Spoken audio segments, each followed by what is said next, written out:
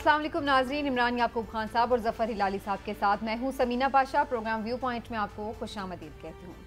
काफ़ी अहम खबरें हैं। सबसे पहले तो ज़ाहिर है सैलाब ही की बात है, क्योंकि मुल्क भर में इस वक्त सैलाब की तबाहकारियाँ जारी हैं और अब कोशिश की जा रही है कि रेस्क्यू का काम तेज़ी से कम्प्लीट हो सके और उसके बाद फिर रिलीफ की तरफ बढ़ा जाए। और इस सिलसिले में हम देख रहे हैं कि तमाम ही सूबाई हुकूमतें, वफाकी हुकूमत, निजी इदारे, तंजीमें और NGOs अपने अपने तौर पर मुख्तलिफ फलाही इदारे भी पेश हैं और कोशिश कर रहे हैं कि सैलाब मुतासरीन की मदद की जा सके। जज्बा कौम में हमें नज़र आ रहा है और अब ये भी नज़र आ रहा है कि मीडिया पर, सोशल मीडिया पर जिस तरह से आवाज़ उठाई गई है उसके बाद कुछ हुकूमत भी काफ़ी तेज़ी दिखा रही है और मुख्तलिफ सतह पर इस काम को आगे बढ़ाया जा रहा है। लेकिन अभी ये ज़रूर नज़र आ रहा है कि हर कोई ऐसे लग रहा है कि अपने अपने तौर पर ये काम कर रहा है। एक जो यूनिटी नज़र आनी चाहिए, जो इत्तेहाद, यकजहती नज़र आनी चाहिए, जिससे एक तमाम चीज़ें प्रॉपर कोऑर्डिनेशन के थ्रू हो सकें, वो चीज़ थोड़ी सी हमें ऐसे नज़र आ रहा है कि कहीं लैक कर रही है, उसका फुकदान है।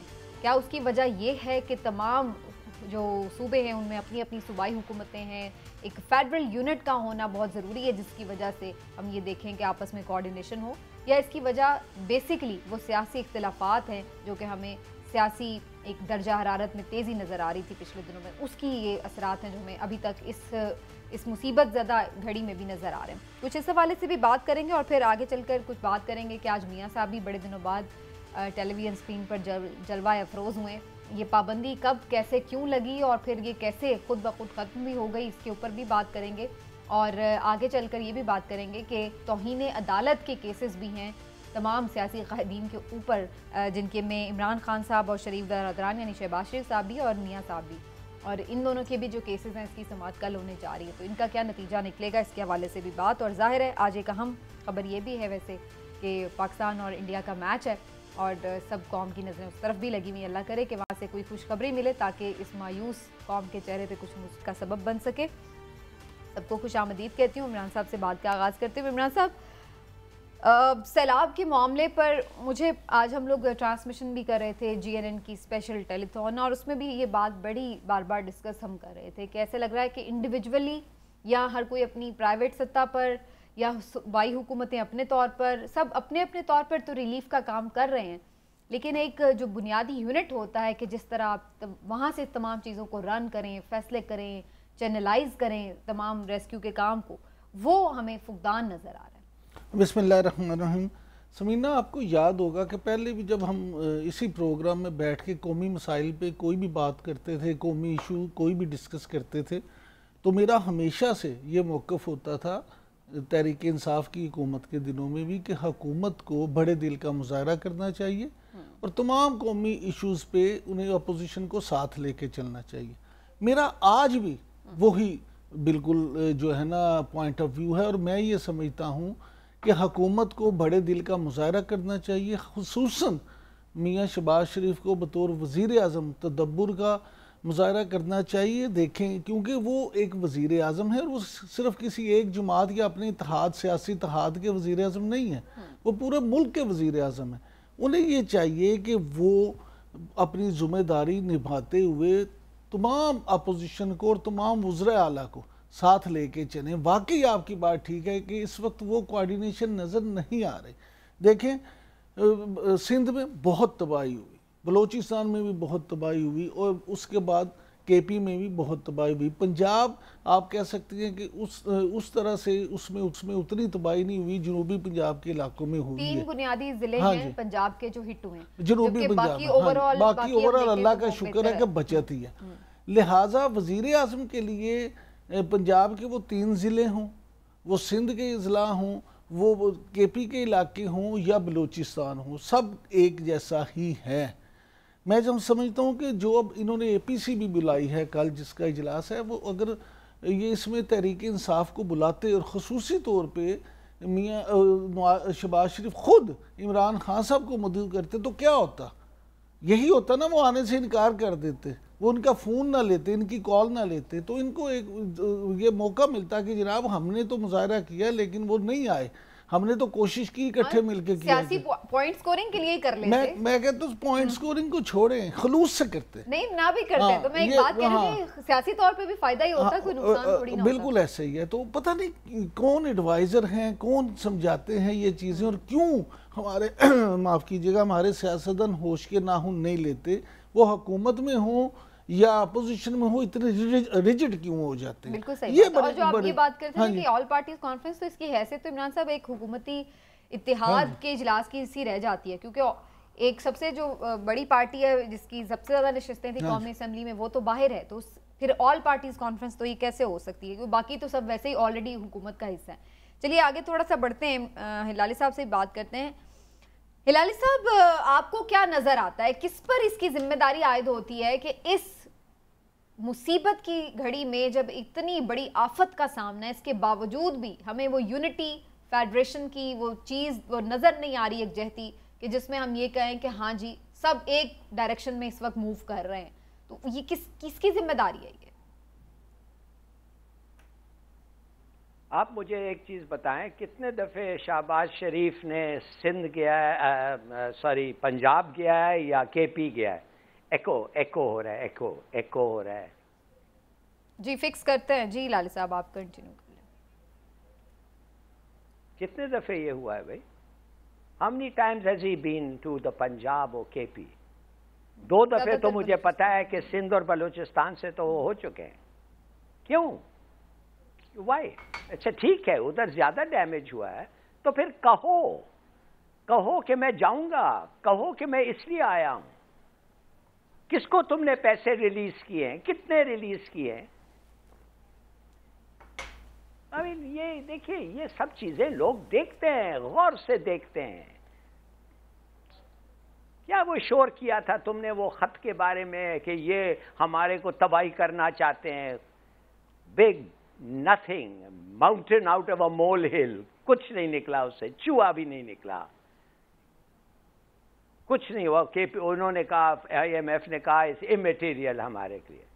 دیکھیے میں یہ پولیٹیشین سیاستدان ہوتا ہے یار، یہ ایکو ہو رہا ہے. اچھا ہلالی صاحب میں انہیں کہتی ہوں کہ یہ فکس کر لیں مین وائل، تاکہ پھر آپ ڈسٹرب نہ ہو بات کرتے ہوئے.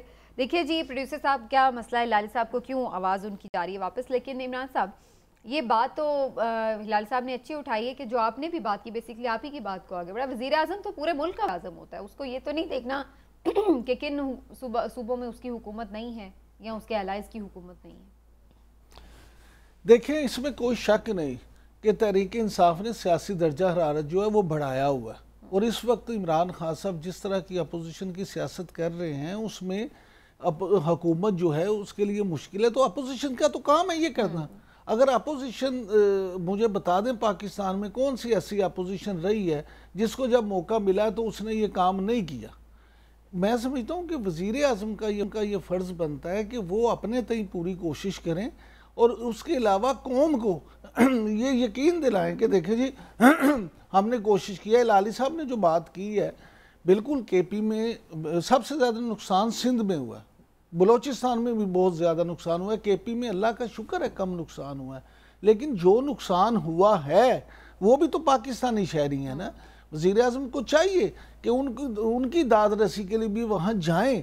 اور بالکل ٹھیک ہے اگر زیادہ جو وہاں کے ہیں شکار لوگ وہاں پہلے گئے ہیں تو وہاں کہیں کہ میں آ رہا ہوں بھئی، آپ کی طرف بھی میں آ رہا ہوں. اور لیکن ایک وحدانیت کا میسج جانا چاہیے. اور دوسری بات میں پھر آپ سے کہوں گا کہ جو وزراء اعلیٰ ہیں ان کو تو کل کی اے پی سی میں ضرور بلایا جانا چاہیے تھا. دیکھیں وہ آپ کی اکائیاں ہیں، آپ نے تمام صوبے ان کی مدد سے چلانے ہیں، تو آپ اگر ان کو بالکل ہی اگنور کر دیں گے تو وہ بھی کوئی اچھا جیسچر نہیں جائے گا. ہلالی صاحب کے ساتھ آئی ہوپ کہ آڈیو کا پرابلم فکس ہو گیا. ہلالی صاحب اس میں تو مجھے نظر آ رہا ہے کہ یہ جو ہم بات کرتے ہیں نا کہ ایک فیڈریشن کی پارٹی ہونا، مرکزی پارٹی جس کی سب صوبوں میں نمائندگی ہو، وہ آج احساس ہو رہا ہے کہ وہ کتنا ضروری ہے اس طرح کی ڈیزاسٹر سچویشن سے نمٹنے کے لیے. جی سر پلیز کنٹینیو.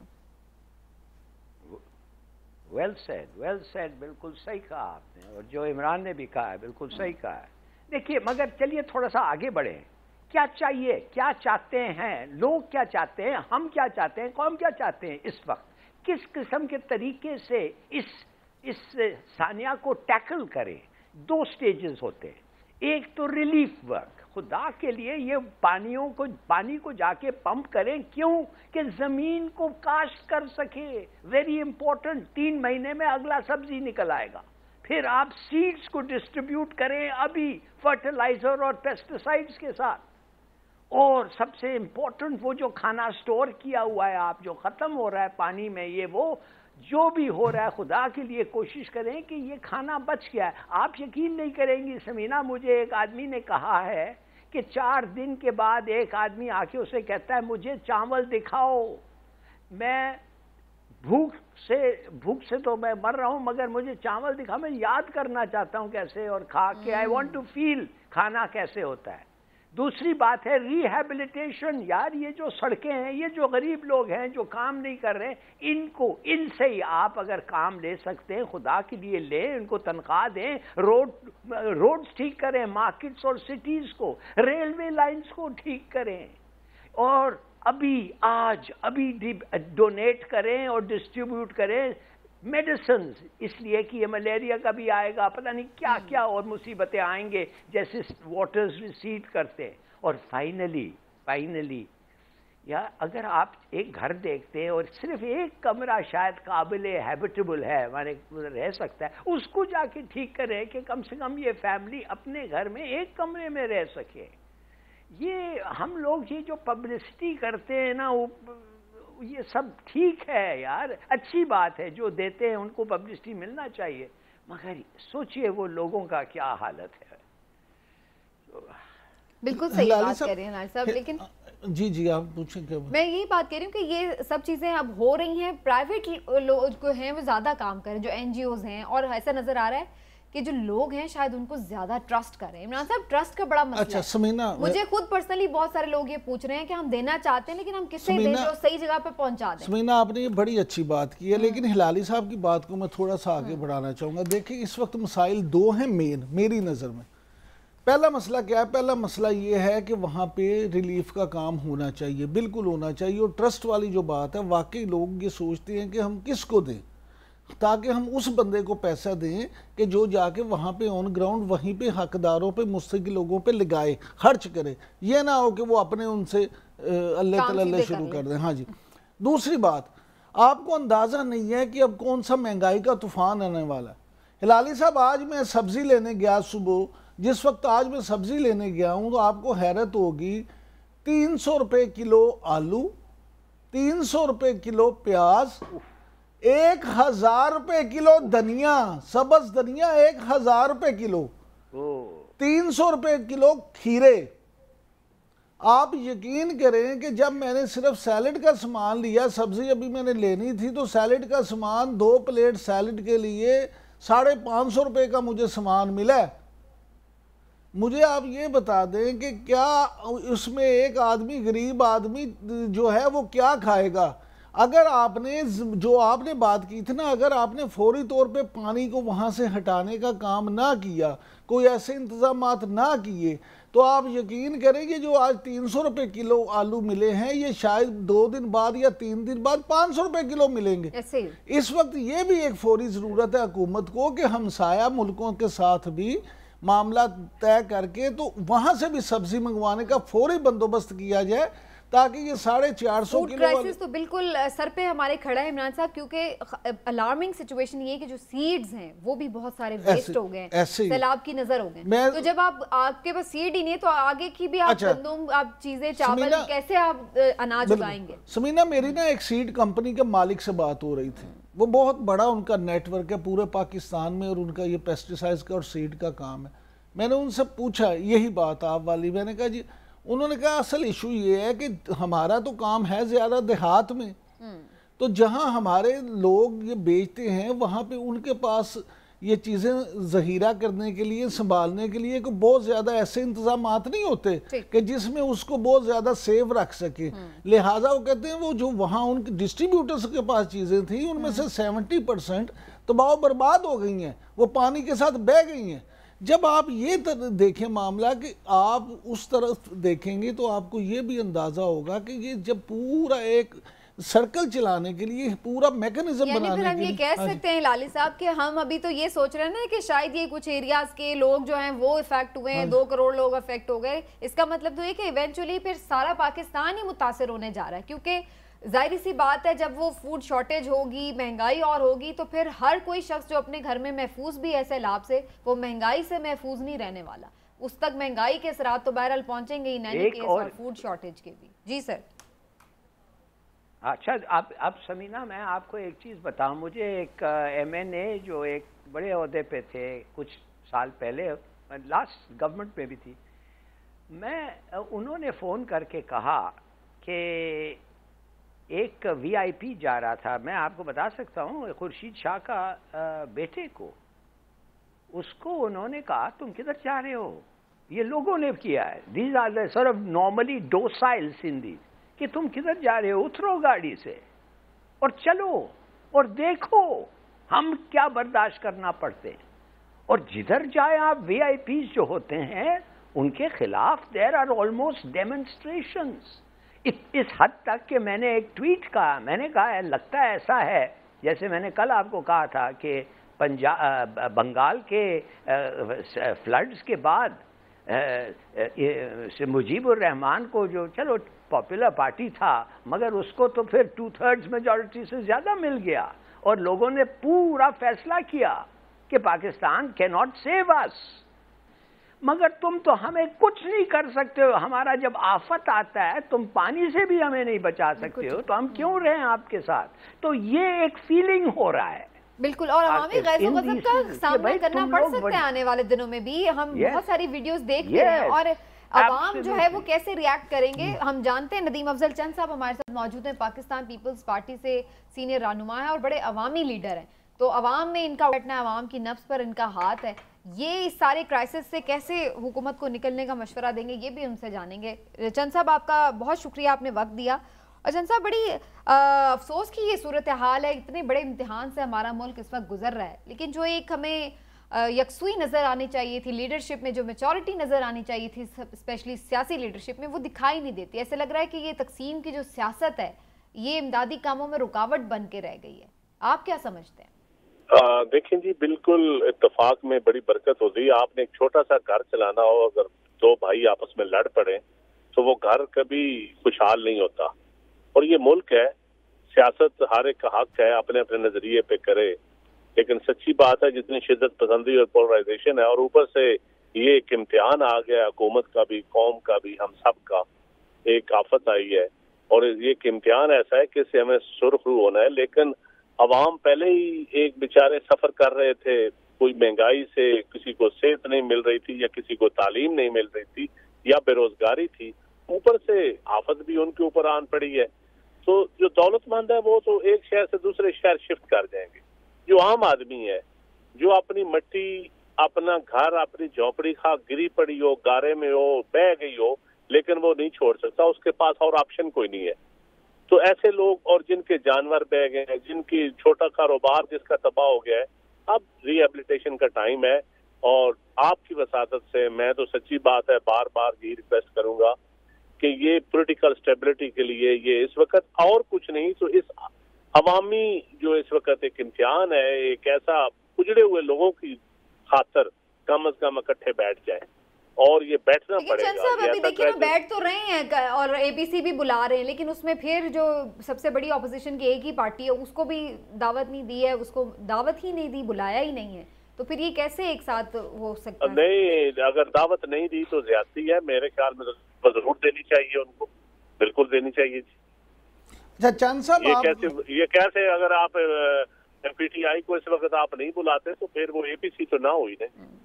अच्छा चंद साहब, आप हमेशा इसी तरह हक सच की बात करते हैं, और शायद यही वजह थी कि इमरान खान साहब से आपके इख्तलाफात भी हुए, लेकिन वो आपको पसंद भी करते थे आपकी इन्हीं बातों की वजह से। तो वो आपका एक फिक्रा भी बड़ा मशहूर हुआ था कि गल वध गई है, तो अब तो वाकई गल वध गई है, तो आप इसमें आप ही कोई किरदार अदा करें और लीडरों से, हुक्मरानों से भी और इमरान खान साहब से भी रब्ता करके कोई नहीं इकट्ठा बिठाने की कोशिश करें। देखिए जी, पाकिस्तान पीपल्स पार्टी ने तो अभी देखें जब प्राइम मिनिस्टर गए हैं तो खालिद सोमरो जो था اس کو بھی اسپیچ کروائی ہے لائیو. جب شہباز شریف صاحب کے ساتھ اس کو بلایا ہے تو ہم تو چاہتے ہیں, پیپلز پارٹی چاہتی ہے کہ اپوزیشن ساری کو آن بورڈ رکھا جائے, اور خان صاحب کو, اور بلکہ اس وقت سی سی آئی کی کونسل آف کامن انٹرسٹ کی پرائم منسٹر کو میٹنگ بلانی چاہیے, جس میں چاروں چیف منسٹر بھی ہونے چاہیے, کشمیر والوں کو بھی بلائیں, جی پی والوں کو بھی بلائیں, تمام اسٹیک ہولڈر کو بلا کر ایک لائے عمل, ایک نیشنل ایجنڈے کے طور پہ فلڈ میں, کیونکہ یہ تو بہت آسان ہے, لیکن ان کے اوپر ہے, ان سے پوچھیں نہیں جا کے ان کے اوپر کیا بالکل جو رات کو اپنے گھر سویا اور صبح اس کا گھر ختم تھا, جس کا کاروبار تھا اور صبح اس کا کاروبار تباہ ہے. اب دیکھیں ہم اگر صرف باتیں کرتے رہیں تو یہ ان کی یکسوئی نہیں ہے. میں سمجھتا ہوں پولیٹیکل کلاس کا کام ہے اس وقت ان کی یکسوئی, اور لوگوں کو نظر بھی آئے, اور پھر میڈیا کو ایکسپوز کرنا چاہیے کہ کون ہے جو نہیں یہ عوام کے لیے اکٹھا نہیں ہو رہا, پولیٹیکل اسٹیبلٹی کی طرف نہیں جا رہا. جو بھی ہے, جو بھی پارٹی ہے جو اس میں نفی کرتی ہے, پلیز اس کو ایکسپوز کریں.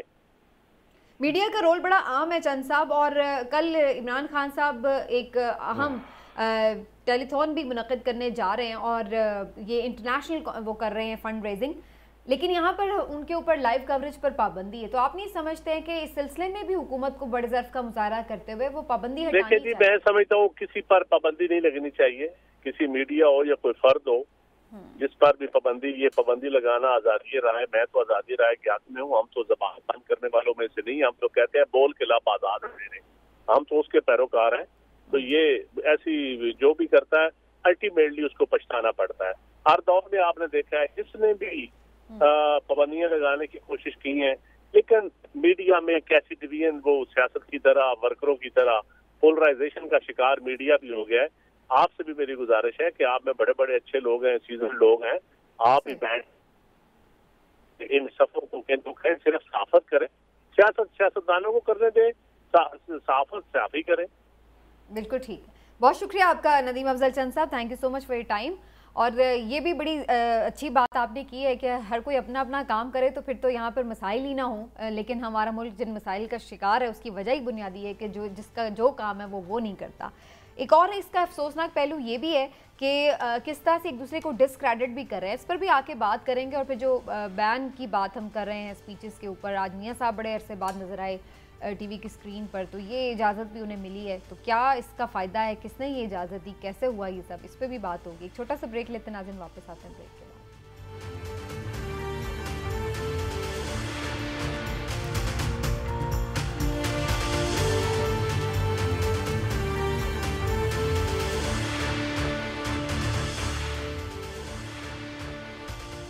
ویلکم بیک ناظرین, اور سیلاب کی بات ہو رہی ہے, ایسے میں ہم یہ بھی دیکھ رہے ہیں کہ آئی ایم ایف کے پروگرام سے بھی امیدیں بندھی ہوئی ہیں, اور کوشش تھی کہ یہ پروگرام بحال ہو جائے تاکہ پاکستان کی یہ جو معیشت ہے وہ آگے بڑھ سکے, اس کا کچھ پہیہ چل سکے اور کچھ تھوڑا سا ریلیف مل سکے. لیکن کیا ایسا ہو جائے گا یا نہیں, اس پر بھی بات کرنی بڑی ضروری ہے. لیکن ایک چیز جو جانے سے پہلے میں بات کری تھی, میں اس پہ ضرور عمران صاحب آپ کا کمنٹ لینا چاہوں گی. عمران خان صاحب ہیں تو وہ اپنی مختلف تقاریر میں اور مختلف جگہوں پہ یہ اظہار کرتے نظر آتے ہیں کہ جی حکومت کو کوئی ٹرسٹ نہیں کر رہا, یہ تو چور لٹیرے ہیں, ان کو تو پیسے ہی نہیں کوئی دینے کے لیے تیار ہے, اور شک شبہات جو ہیں وہ آ جاتے ہیں. ادھر سے حکومتی صفوں سے جب یہ مسلسل ایک کیمپین چلائی جاتی ہے کہ یہ تو زکوٰۃ کے پیسے کھا گئے, یہ تو فنڈ ریزنگ کرتے ہیں اور پارٹی جلسوں پہ اڑا دیتے ہیں, تو اس طرح جب سب ایک دوسرے کو خود ہی ڈسکریڈٹ کریں گے تو پھر لوگ کیسے ٹرسٹ کر سکتے ہیں, کیسے ریلیف کا کام آگے بڑھے, لوگ کس طرح مدد کریں لوگوں کی؟ دیکھیں, پہلی بات تو یہ ہے کہ ہمارا المیہ کیا ہے. ہمارا المیہ یہ ہے کہ ہم دوسروں کو ڈسکریڈٹ کر کے, دوسروں کو متنازع بنا کے, دوسروں میں خامیاں نکال کے, ان کی گردن پہ کھڑے ہو کے اپنے لیے نیک نامی کمانا چاہتے ہیں. آپ رویے دیکھیں نا, اپنے ارد گرد سے شروع ہو جائیں اور اوپر حکومت تک دیکھ لیں. ہو یہ رہا. اب حکومت جو ہے وہ اس کی توجہ ساری اس پہ ہے کہ عمران خان جو ہیں ان کو بھی یہ ثابت کیا جائے کہ یہ تو چندے زکوٰۃ خرچ کر کے تو ان سے رقم اکٹھی کی اور خرچ کر دیا اور ادھر کر دی. اور عمران خان صاحب کہتے ہیں ان سے بڑا لٹیرا کوئی نہیں ہے, یہ پیسے کھا گئے, لوٹ لیں پہ آگے. بھائی خدا کا واسطہ ہے, آپ ضرور سیاست کریں, لیکن مجھے ابھی ندیم افضل چند صاحب نے بڑی اچھی بات کی کہ ہر چیز پہ سیاست اچھی نہیں ہوتی. کسی چیز پہ تو آپ کریں. یہ قوم کبھی آپ کو معاف نہیں کرے گی. یہ قوم دیکھیں IMF کی طرف سے جو ابھی آپ نے بات کر دی ہے کہ جی جب جتنا ہمارا قرضہ لیٹ ہو رہا ہے، جتنے ان کے فنڈنگ، المیہ تو یہ کہ ہم دیکھیں اس بات پہ کتنا خوش ہو رہے ہیں اور اس بات پہ کتنے ہیں کہ یہ IMF ہمیں پیسے دے دے. ہمیں تو اس بات پہ پریشان ہونا چاہیے کہ ہمیں کیوں بار بار IMF کے پاس جانا پڑ رہا ہے، لیکن ہم پھر اس میں بھی ایک دوسرے کے خلاف یہ باتیں، بڑی یہ چیزیں یقین کریں یہ ملک کے لیے تباہی ہے. یہ تو اللہ تعالیٰ کو اپنا فضل کرم کرے اور ہمارے سب لوگوں کو ہدایت دے کہ نیشنل انٹرسٹ، پوری دنیا میں آپ دیکھیں سب سے پہلے وہ نیشنل انٹرسٹ دیکھتے ہیں، اس کے بعد بات کی جاتی ہے، لیکن یہاں صرف ذاتی سیاست کو دیکھا جاتا ہے، حکومت اور اپوزیشن دونوں طرف سے، اور اس کے بعد نیشنل انٹرسٹ کی بات آتی ہے. ایسا ہی ہے. اور جیسے کہ نیشنل انٹرسٹ کے اوپر ہم دیکھ رہے تھے IMF کے حوالے سے بھی بڑی بات چیت ہو رہی ہے، اور اس پہ بھی ہم یہی دیکھ رہے ہیں کہ سیاسی رنگ بازی شروع ہو گئی ہے اور پتہ نہیں چل رہا ہے کہ کون کون غلط کہتا ہے. لیکن بہرحال کیا IMF کا یہ پروگرام بحال ہو جائے گا یا نہیں، اور اس سے آنے والے دنوں میں پاکستان کی معیشت پر کیا اثرات ہوں گے؟ اس وقت ہمارے ساتھ ڈاکٹر خاقان نجیب صاحب موجود ہیں اور ماہر معیشت ان سے جاننے کی کوشش کرتے ہیں. ڈاکٹر صاحب بہت شکریہ آپ کے وقت کا، تھینک یو سو مچ. اور سب سے پہلے تو یہی بتائیے، کیا اب ہم اس بات پہ یقین کر لیں کہ فائنلی یہ پروگرام بحال ہو جائے گا؟ پچھلے کئی ہفتوں سے ہم یہ سن رہے ہیں اب ہوگا لیکن ہوا نہیں. اب آپ کی کیا رائے ہے اس پر؟ بسم اللہ الرحمن الرحیم. Thank you for inviting me. دیکھیں، ایک تو ہمیں یہ سمجھنا ہے کہ IMF کا جو پروگرام ہے یہ فیبروری سے ڈیلے ہوتا آ رہا ہے. اس کا کیا مطلب ہے؟ اس کا مطلب ہے کہ جو 7واں ریویو کمپلیٹ ہونا تھا وہ بہت عرصے سے کمپلیٹ نہیں ہو پا رہا، اور اس ریویو کے کمپلیٹ نہ ہونے سے آپ نے یہ دیکھا کہ ہمارے جو زر مبادلہ کے ذخائر ہیں وہ پچھلے سال ستمبر اکتوبر میں $16 ارب کے قریب تھے، اور اب صرف $7.8 بلین رہ گئے. آپ نے دیکھا کہ ہماری فارن ایکسچینج مارکیٹس ڈسٹرب ہوئیں، ہماری انٹرنیشنل مارکیٹس، ہمارا یورو بانڈ ڈسٹرب ہوا. سو بہت سی ڈسلوکیشن. اب یہ ہے کہ جولائی میں we reached staff level agreement with them. اس کا مطلب ہے کہ IMF کا اسٹاف اور پاکستان کا جو اسٹاف ہے اس نے ایک ایگریمنٹ کر لیا ہے آن اے سیٹ آف پالیسیز جو کہلاتا ہے memorandum of economic and financial policies. اور وہ جو میمورینڈم ہے وہ انہوں نے بورڈ کو پٹ اپ کرنا ہے. اس سے پہلے کچھ پرائر کنڈیشنز، جیسے آپ نے دیکھا $10 پیٹرولیم لیوی میں تبدیلی ہوئی، الیکٹریسٹی میں $3.92 اضافہ ہوا، کچھ نئے ٹیکسز میں رد و بدل، وہ بھی ہم نے پورے کر دیے. اب انہوں نے یہ 29 یعنی کہ انشاءاللہ کل جب واشنگٹن صبح ہوگی اور ہماری شام ہوگی تو یہ ہمارا بورڈ میں پریزنٹ. مجھے کبھی امید ہے کہ جہاں پاکستان کھڑا ہوا ہے اور جتنے کیے ہیں پاکستان بورڈ اپروو ہو جائے گی. اگلے ہی ہفتے $1.17 ارب کی ڈسبرسمنٹ جو ہے پاکستان کو ہو جائے گی. اچھا ڈاکٹر صاحب، آپ کی آواز تھوڑی سی آ رہی ہے کٹ کے ہم تک. ہم کوشش کرتے ہیں کہ تھوڑی آڈیو بہتر ہو سکے. مین وائل میں ذرا ہلالی صاحب کا بھی کامنٹ لے لوں اور پھر میں دوبارہ آپ کی طرف آتی ہوں.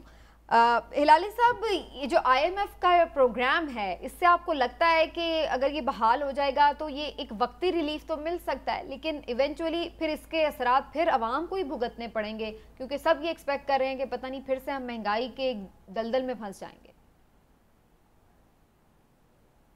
جی ہاں بالکل، اور آ رہا ہے یہ پروگرام امپلیمنٹ ہو جائے گا. سب چیزیں سب شرطیں پورے ہو گئے ہیں. ان کا جو ریپریزنٹیٹیو ہے، جو ایک لیڈی ہے، اس نے کہا ہے کہ ہاں یہ ہوگا، تو یہ تو ہو جائے گا. اور اب تو میرے خیال میں کافی ڈیلے ہو گیا ہے. ان کا جو پورا مقصد تھا، جو ہمارے پہ پریشر ڈالنا چاہتے تھے، انہوں نے ڈال دیا، اور جو کروانا چاہتے تھے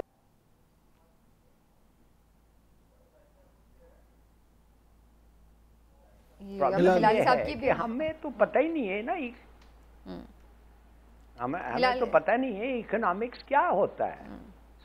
جی آپ کس کے سے بات کرنا چاہتے ہیں؟ جی ہلالی صاحب، وہ آپ کی آڈیو بیچ میں ڈراپ ہو رہی تھی تو ہم وہ چیک کر رہے تھے کہ آپ کی آواز ہمیں اور ہمیں آپ کی آواز آ رہی ہے یا نہیں. جی اب آپ کنٹینیو کیجئے. نہیں تو اب بات سیدھی سادی یہ ہے نا کہ اب ہمیں یہ پیسے ملیں گے. ایک بات میں بتا دوں کہ عمران یعقوب نے آج نے کہا تھا کہ 300 ٹماٹر، اور یہ ویسے مجھے کسی نے ابھی ٹویٹ کر کے کہا تھا کہ کدھر یہ شاپنگ کر رہے تھے، پیرس میں کر رہے تھے، بیکاز ان کے علاقے میں جو پنڈی کا علاقہ ہے 140 میں پیاز ملے اور 120 میں آلو ملے. تو آئی ایم ناٹ سیئنگ کہ اب لگتا یہ ہے کہ آپ کی ویسینٹی بڑی مہنگی ویسینٹی ہے یعقوب عمران یعقوب صاحب. ہلالی صاحب میں آپ کو next time you go to Pindi خوب لیں. ہلالی صاحب میں آپ کو لاہور کی مارکیٹ کی بات بتا رہا ہوں اور ایک مڈل کلاس اقبال ٹاؤن کے علاقے کی بات بتا رہا ہوں, کوئی ڈیفینس کی بھی نہیں بتا رہا. جی ڈاکٹر صاحب ہمارے ساتھ ہی موجود ہیں, میں دوبارہ ان کی طرف جاؤں گی. تو ڈاکٹر صاحب اب یہ آئی ایم ایف ڈیل جیسے ہلالی صاحب بھی کہہ رہے ہیں اور آپ بھی کہہ رہے ہیں کہ لگ رہا ہے کہ اب یہ امپلیمنٹ ہو جائے گا پروگرام, اس سے اب کیا ہماری اکانومی کو فائدہ ہونے جا رہا ہے اور کیا آپ سمجھ رہے ہیں اس کا امپیکٹ عام آدمی پر کیا ہوگا؟ سب سے پہلے تو جو پاکستان میں کریڈٹ لیکوڈیٹی کرنچ کریٹ ہوا ہے اور اس کی وجہ سے آپ کی جو سپلائی آف ڈالرز جو ہیں وہ کم ہے اور ڈیمانڈ آف ڈالرز زیادہ ہے, اس میں آپ کو یہ دیکھیں گے کہ سپلائی آف ڈالرز جو ہے وہ بڑھ جائے گی. 1.17 بلین ڈالرز تو صرف آپ کو آئی ایم ایف سے ملیں گے, پر اس کے ساتھ ساتھ آپ کی ملٹی لیٹرل فنڈنگ, آپ کی بائی لیٹرل فنڈنگ اور تیسری فنڈنگ جو ہے جو آپ کو فرینڈ سے مل رہی ہے, وہ تینوں کھل جائیں گے. تو آپ کے جو فورن ایکسچینج ریزروز ہیں جو کہ 7.8 بلین ڈالرز میں, آپ اس کو بلڈ کرنا شروع کریں گے. یہ یاد رکھیے کہ in the short term I M F ایک بریدر ہوتا ہے. بریدر سے میرا مطلب ہے آپ کو ایک سانس لینے کی اسپیس مل گئی ہے. اب آپ اس اسپیس کو کیسے یوٹیلائز کرتے ہیں یہ تو آپ پر ہے. اب آپ نے یہ جو 4 ارب ڈالر بھی کرنے ہیں, قطر سے کرنے ہیں, 20 countries kingdom of Saudi Arabia اور یو اے ای سے بھی کرنے ہیں, انہوں نے اس دفعہ آپ کو ڈپازٹ نہیں دیا. ایک بہت ہی اہم بات ہے. جب 2019 میں ہم نے پروگرام نیگوشیٹ کیا تھا اور تب میں ٹیبل پہ موجود تھا, تو ہمیں کافی بڑے ڈپازٹ, میرا خیال ہے 3 ارب ڈالر یو اے ای, 3 ارب dollar Kingdom of Saudi Arabia سے as deposits in State Bank of Pakistan ملے, جنہوں نے ہماری جو سر مبادلہ کی سچویشن تھی اس کو بہت بہتر کر دیا. اس دفعہ آپ کو انہوں نے کہا ہے کہ آپ ہمارے پاس انویسٹمنٹس لے کر آئیں.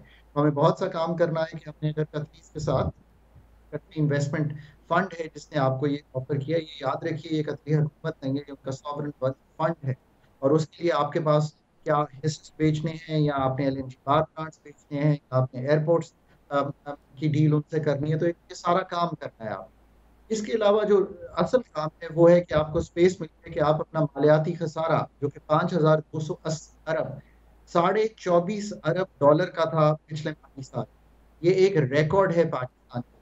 اس کی وجہ سے انفلیشن بھی بڑھتی ہے, اس کی وجہ سے جو بیرونی خسارہ ہے جو کہ 17.4 بلین, بہت بڑے اماؤنٹس ہیں. ان پہ قابو پانے کے لیے جو آپ ایکسپینڈیچر ریفارمز کرنے ہیں, جو آپ نے اپنی اسٹیٹ کے انٹرپرائزز کے لاسز کو کم کرنا ہے, تو اب کہ آپ کو ایک بریدر ملا ہے 6 ماہ. اچھا ڈاکٹر صاحب, زیادہ نہیں سمجھ. اچھا ڈاکٹر صاحب, اور اس کو جب آپ ایڈ کریں, ڈاکٹر صاحب یہ بتائیے گا, جو کہ 25% کے قریب آپ کی انفلیشن چل رہی تھی, جو ہیڈ لائن انفلیشن ہے, اور 43% آپ کی فوڈ انفلیشن. اب آپ دیکھیے کہ اب جب آپ کی کاٹن کی فصل کو ڈسٹربنس ہوئی ہے, آپ کی ویٹ کی فصل کو ڈسٹربنس ہوئی ہے, اور آپ کی جو مائنر کراپس ہیں اس میں انین بھی ہے, ڈیٹس بھی ہیں, ٹمیٹو بھی ہے, ان تینوں میں آپ کی ڈسٹربنس ہوئی ہے, اور تو آپ کی جو پرائسز ہیں اس میں زیادہ بڑھنے کا خدشہ ہے. آپ نے سپلائی سائڈ کو بہت دیکھنا ہے کہ اس کو کیسے لے کے چلنا ہے. آپ کے پاس اتنے پیسے نہیں ہیں کہ آپ ڈالرز خرچ کر کے بہت زیادہ امپورٹ کر سکیں, بٹ آپ کو کرنا پڑے گا. حقان صاحب آپ یہ بتائیے گا پلیز کہ یہ جو سیلاب کی صورتحال سے ہماری اکانومی ہٹ ہوئی ہے, اس میں صورتحال جو خراب ہوئی ہے, تو ڈپازٹ آپ کہہ رہے ہیں کہ ویسے بھی نہیں ملے آپ کو, تو کیا اس سے بھی مزید اکانومی جو ہے اس پہ پریشر نہیں بڑھے گا, دباؤ نہیں بڑھے گا اس کے؟ جی آپ کا خدشہ جو ہے کافی حد تک درست ہے. اکانومی آلریڈی کانٹریکٹ کر رہی ہے. اس کا مطلب یہ ہے کہ ہماری جو شرح نمو ہے, جو ہماری گروتھ کی شرح ہے, وہ اس دفعہ ہمیں لگ رہا تھا کہ 3.5% کے قریب آ جائے گی, پر مجھے اب یوں لگ رہا ہے کہ جب ایگریکلچر گروتھ جو ہے وہ کہیں نیگیٹو میں نہ چلی جائے.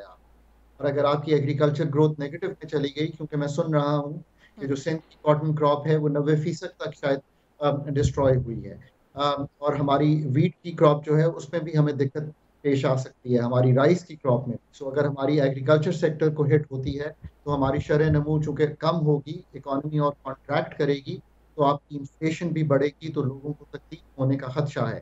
سو ہمیں بہت سنبھل کے چلنا ہے, اور ڈپازٹس لینے پڑیں گے, ہمیں اسپیشل بوروئنگ کرنی پڑے گی, ہمیں زر مبادلہ کے ذخائر کو بڑی کیئرفلی یوز کرنا پڑے گا, اور ہمیں آئی ایم ایف کے پاس دوبارہ جانا پڑے گا کل کے بعد کہ ہم کچھ جس کو ہم ایڈجسٹرز کہتے ہیں. ایڈجسٹر کا مطلب یہ ہے کہ ہم ان سے کچھ ایسی سچویشن ڈسکس کریں کہ ہم اسپینڈ کر سکیں انکم سپورٹ میں اپنے بہن بھائیوں پر, ان ماؤں بہنوں پر, ان حضرات پر جو کہ اس وقت ہماری ہیلپ مانگ رہے ہیں.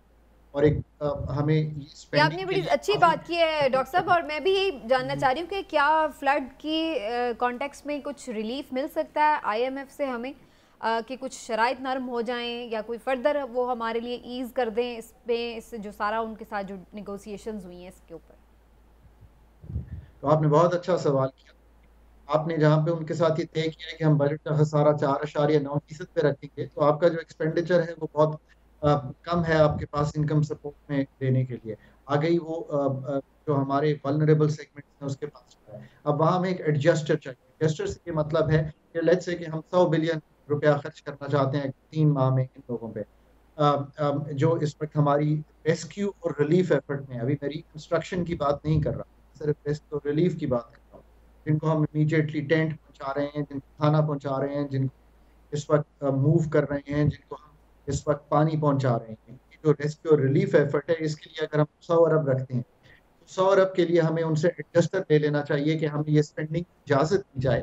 اور اس کا مطلب یہ ہے کہ اگر ہمارا مالیاتی خسارہ 4.9% کی بجائے بڑھ بھی جاتا ہے, یہ ایڈجسٹر ہمیں الاؤ کرے کہ ہم فنڈ کے پروگرام میں رہتے ہوئے ان کی شرائط پوری کرتے ہوئے یہ کام کر سکیں. اور یہ فوری طور پہ ہمیں کل ایسا ہو سکتا ہے کہ ہم ان سے یہ نیگوسیشنز کریں. بہت شکریہ آپ کا خاقان نجیب صاحب, thank you so much for your time, اور بڑی زبردست آپ کے ساتھ گفتگو کی. آئی ہوپ کہ یہ آئندہ ہم جب آپ سے بات کریں تو کچھ آڈیو سگنلز کا ایشو نہ ہو.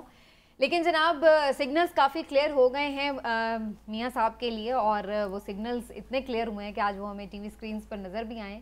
لیکن دوسری جانب ہم یہ بھی دیکھ رہے ہیں کہ توہین عدالت کے کیس کے اوپر کل میاں صاحب یعنی میاں شہباز شریف بھی اور میاں نواز شریف کے بھی کیس کی سماعت ہونے جاری ہے اسلام آباد ہائی کورٹ میں. چیف جسٹس ستر من اللہ اس کی سماعت کریں گے, اور یہ وہ معاملہ ہے کہ جس میں یہ عدالت کو گارنٹی دی گئی تھی کہ وہ علاج کے بعد واپس آئیں گے, نہیں آئے. تو یہ جو کیسز ہیں کتنے اسٹرانگ ہو سکتے ہیں ان کے اوپر بات کرنا بڑا ضروری. میں پہلے ہلالی صاحب کا کامنٹ لوں گی. ہلالی صاحب, میاں صاحب کی اسپیچ پر پابندی تو ہٹ گئی ہے, لیکن توہین عدالت کا جو معاملہ ہے اب اس کے اوپر کل ان کی جو ہے وہ ہیئرنگ ہونے جا رہی ہے. آپ سمجھتے ہیں کہ یہ بھی کیسز سے نکل جائیں گے وہ ایزیلی, یا پھر کچھ اس پہ پکڑ ہو سکتی ہے؟ دیکھیے یہ تو بے مثال ہے جو ان کے ساتھ اتنے آسانی سے جو انہوں نے چوری کر کے پکڑے بھی جا کے اور نکل بھی گئے.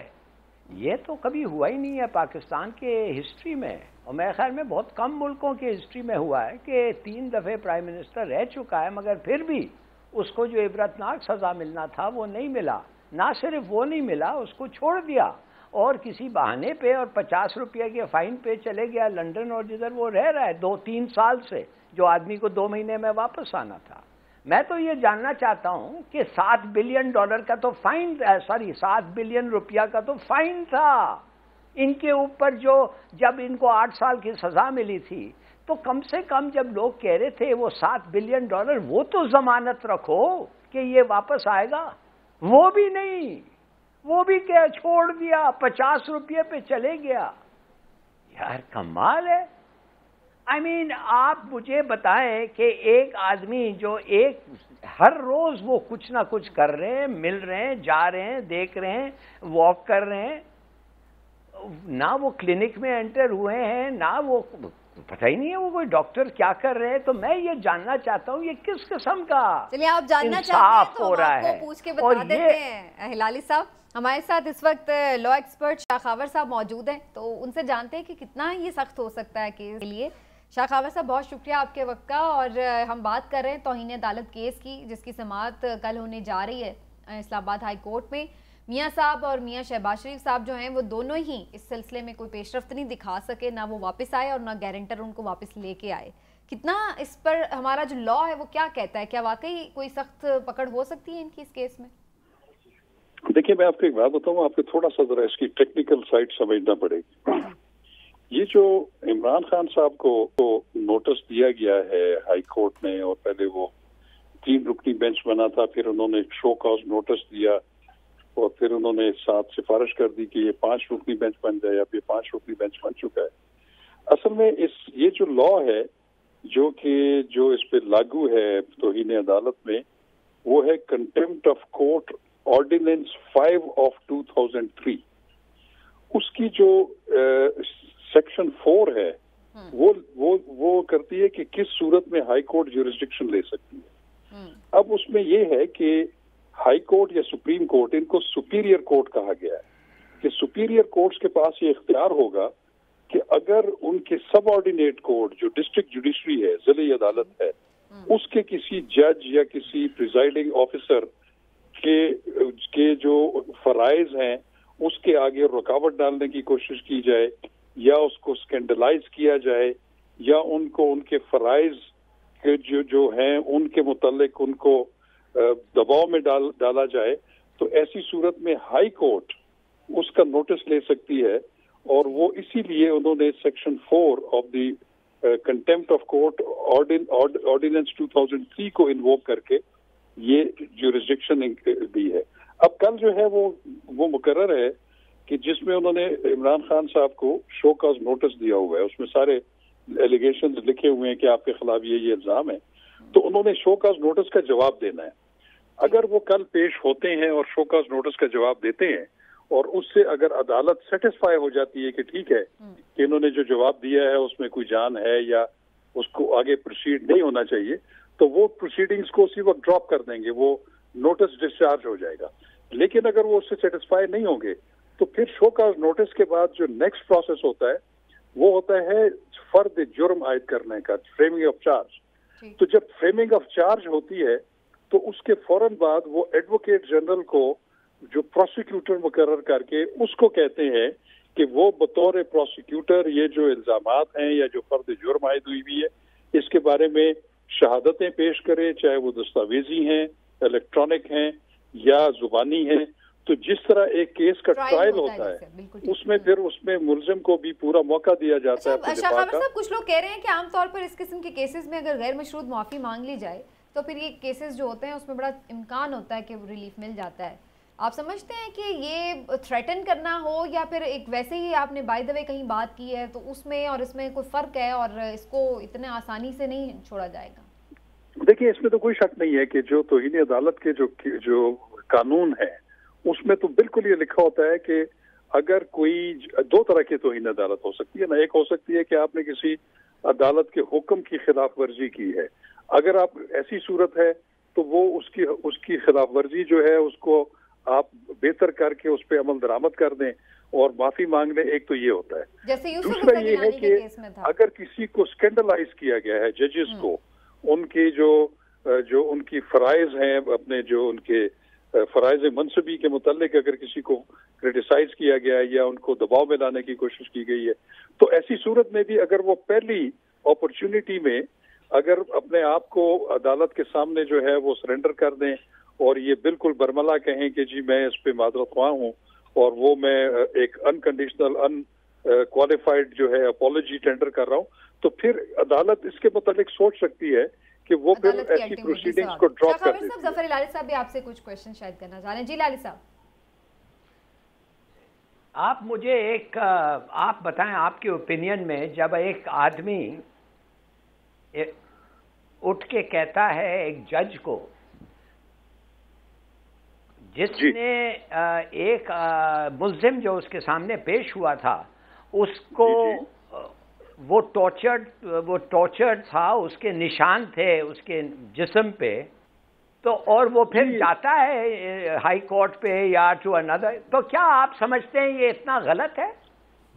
جی بات یہ ہے، دیکھیں بات سنیں کہ ججز کے کنڈکٹ کو یا ان کے فیصلوں کو آپ کسی حد تک کرٹیسائز کر سکتے ہیں، لیکن آپ جیسے فرما رہے ہیں کہ اگر یہی صورتحال ہے کہ اگر وہ جج صاحبہ نے اپنی ایک جو ریویژنل جورسڈکشن میں وہ انہوں نے اگر یہ کہا کہ جی ان کو 2 دن کا ریمانڈ دے دیا جائے، تو وہ ان کا وہ والا جو آرڈر تھا وہ اپیلیبل تھا، وہ ہائی کورٹ میں اس کے خلاف بھی اپیل ہو سکتی تھی. آپ نے دیکھا ہوگا کہ جب شہباز گل صاحب کو گرفتار کیا گیا تو پھر ان کا 2 دن کا ریمانڈ جسمانی لیا گیا. اس کے بعد پولیس نے 2 دن کا ریمانڈ ختم ہونے کے بعد مزید ریمانڈ کی جو ہے وہ درخواست کی، جو کہ میجسٹریٹ نے اس کو رد کر دیا.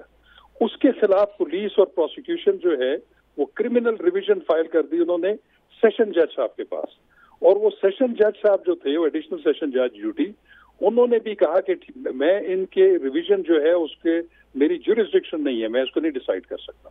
फिर फाइनली उनके फैसले को, एडिशनल सेशन जज के फैसले को प्रोसिक्यूशन और इस आईसीटी पुलिस ने हाई कोर्ट में रिट दायर कर दी। तो हाई कोर्ट ने भी फिर ये होल्ड किया कि जो एडिशनल सेशन जज या सेशन जज है वो मैजिस्ट्रेट के रिमांड देने या रिफ्यूज करने की रिवीजन सुन सकता है, तो लिहाजा ये मैटर एडिशनल सेशन जज दोबारा सुनेगा। वो जब दोबारा आया तो उस वक्त ज़ेबा चौधरी साहिबा जो है वो ड्यूटी एडिशनल सेशन जज थी। उन्होंने फिर वो जो मैजिस्ट्रेट के फैसले के खिलाफ जिसमें उन्होंने रिमांड नहीं दिया था उसको एक्सेप्ट करते हुए 2 दिन का रिमांड दे दिया। अब इसमें सूरत हाल ये है कि जब रिमांड दिया जाता है हर सूरत में, उसमें ये ऑर्डर में होता है कि आपने कस्टडी लेने से पहले उसका मेडिकल करवाना है गवर्नमेंट हॉस्पिटल से, और जब रिमांड खत्म होगा तब भी आपने मेडिकल करवाना है, और उस मेडिकल की रिपोर्ट आपने मैजिस्ट्रेट की कोर्ट को देनी है। अब ये ज़ेबा चौधरी साहबा का जो फैसला था, अगर वो गलत था तो उस पे एक रिट का इख्तियार बिल्कुल हासिल था कि वो उसको फौरन हाई कोर्ट में चैलेंज करते। आपने देखा होगा कि जो पिछला भी जो रिवीजन का जो मैटर था वो हाई कोर्ट ने सेम डे एंटरटेन कर लिया था। तो मैं ये कहता हूँ कि जिस बजाय इसके कि वो जलसे में खड़े होकर कोई थ्रेटनिंग लहजे में बात करते, बिल्कुल सही अपील कर सकते थे कानूनी तौर पर। शाह खावर साहब, प्रोग्राम का वक्त हो गया, thank you so much for your opinion. इंशाल्लाह नेक्स्ट टाइम से बात करेंगे तो और ज़्यादा क्लैरिटी चीज़ों के बारे में हासिल कर सकेंगे। अभी कुछ हमारे मौज़ूआत इसी हवाले से बाकी भी रह गए, लेकिन इंशाल्लाह फिर कभी इस पर बात भी होगी। नाज़रीन, आज के प्रोग्राम से इतना ही, फिर मिलेंगे। अल्लाह हाफ़िज़।